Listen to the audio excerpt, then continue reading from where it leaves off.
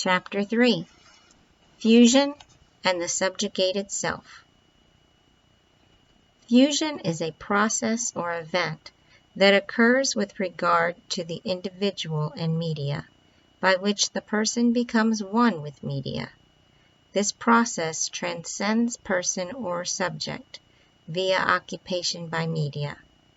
We are losing our souls because of the virtual. The flux of our being is altered by and captured in media. Our subjectivities are lost in media. This is more than Baudrillard's symbolic exchange. Rather, it is a transformation of the individual being into what is experienced as the process and changing nature of media. This process exists regardless of its content and simply stands as a phenomenon on its own. The following is an example of virtual reality that is experienced in the fusion process. A virtuality of medium is used to provide the help one needs to experience calmness and serenity. Sitting. That's all. Counting breaths. Not driven by any intentionality. There is no drive, no fashion of motivation, no pressure to succeed in altered consciousness. The imagery and the vocal tone take me to a placid, calming region of my mind. I can separate myself from any external influences and follow the voice which leads me through a beatific terrain with glistening waterfalls and shimmering lake. Green pasture land and light blue skies reign above my head. A light mist originating from some waterfalls softly sprays in my face. I can arrive at this peace of mind with the encouragement of my iPad,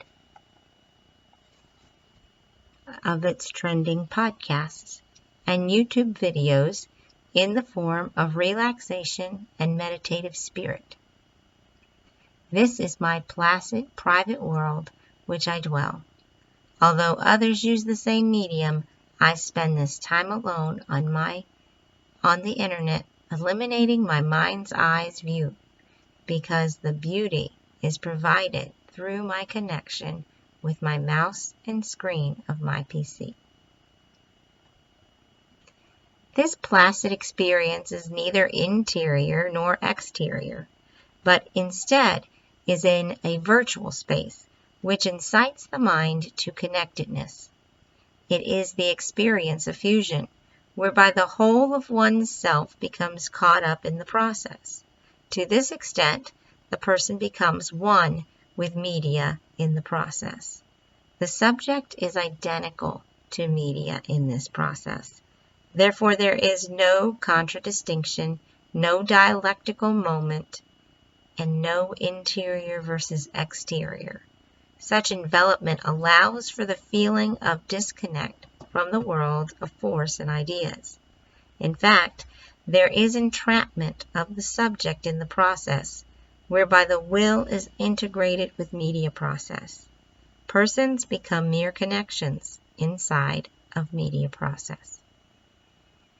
Media are reproduced and melded with the subject in the fusion process. Our subjectivity works as a flow. It is almost not there to begin with, in the sense of a created self. In a Lacanian understanding or reading, there is no continuous subsistence or substantiation of the subject. The subject is stolen by media's fluidity. Even our imagination is questionable and compromised. Gilles Deleuze states it well when he understands that nothing is done by the imagination.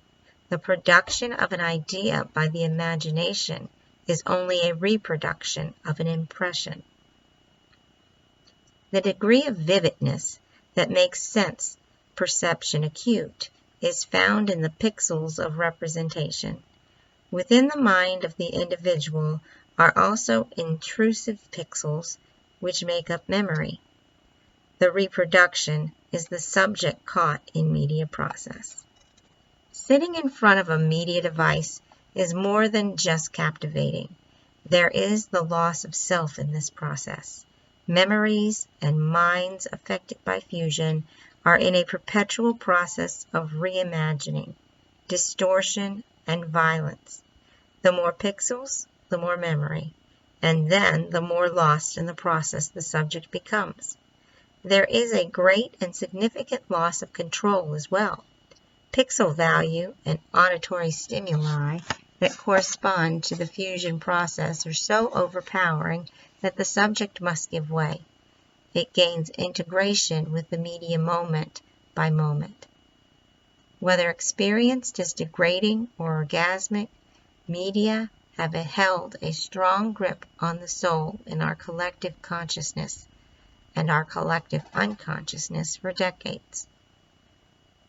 This also includes absorbing media values about what it means to be a self in the world. The forces draw the subject into relationship with media.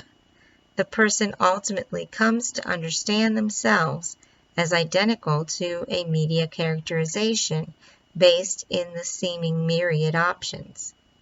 The options seem multiple, but the limit is one, by concomitant force received by the person.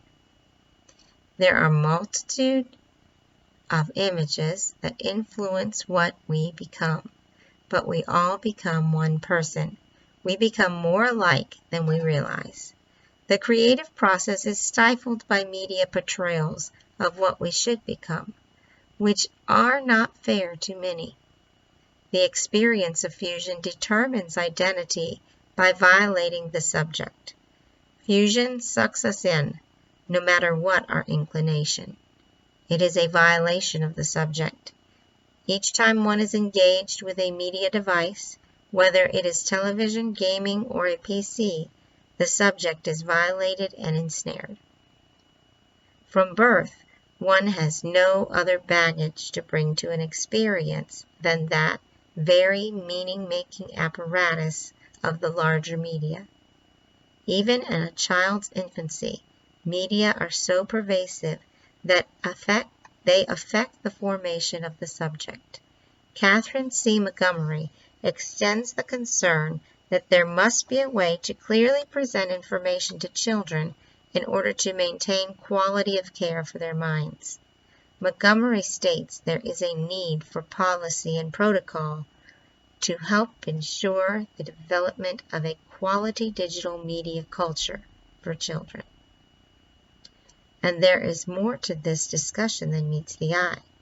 It is evident a particular mindset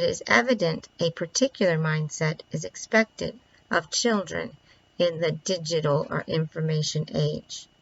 Those who determine the appropriate development of media to address the needs of children should consider content and processing with the mores and behaviors media will contribute to these children. The fusion process is particularly powerful in giving structure to children, regardless of the content. Children of this era spend most of their time in cyberspace. Even adults fall prey to the entrapment of media seduction. The virtual real carries with it the strength to determine the lives of child and adult alike.